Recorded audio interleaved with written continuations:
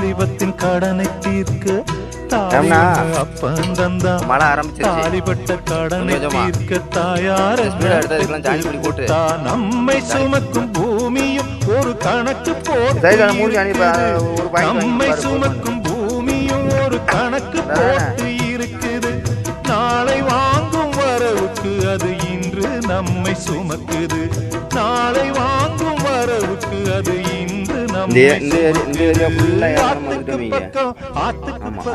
ஆத்து சுரக்கிற ஊத்துக்கு பக்கம் யாரோ வச்ச தென்ன இது நம்பி இருக்குது மண்ண.